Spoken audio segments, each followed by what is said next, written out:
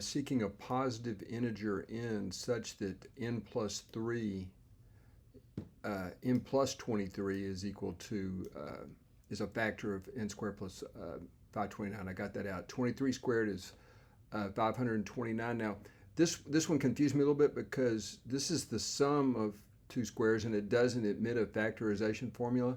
But there's a cool little trick here, that I hadn't seen before until I watched some of the solutions posted at an SMO solution site. Notice we can rewrite n squared plus 529 is n squared minus 529, and then we get the difference of two squares right here like this. Okay, just kind of a little trick, and it's funny how I could stare at these problems forever and never figure out a simple idea like this. I always have to look up the solution, it seems like.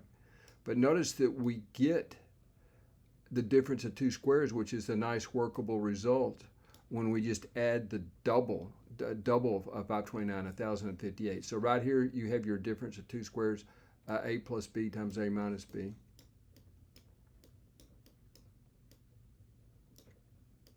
All right, and the nice thing about having this form here is that we have two terms. We have a factored term and then we just have this constant term.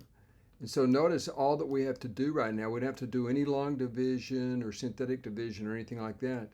We can just, n+23, for n+23 to be a factor of n squared plus 529, which is what all of this is equal to. Already you have n+23 right here, right?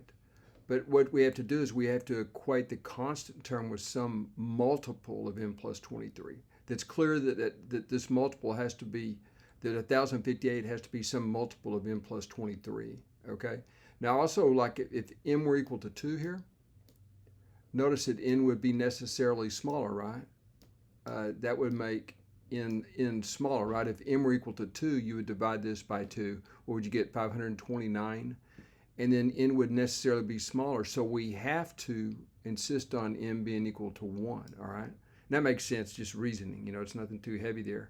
And so if m is equal to 1, then we can just simply equate 1058 to n+23. And I think, what do we get here? We get n is equal to 1035. And I won't do the arithmetic, but you can substitute this 1035. 1035 plus 23 is 1058, right? So this is the solution, and it's a very simple idea, isn't it? You know, just you take the smallest possible multiple and then just algebraically solve it.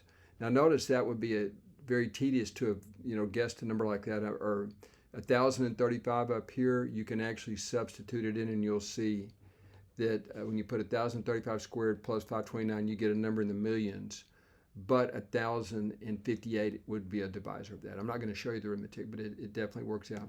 So this is the solution. Hope you enjoy.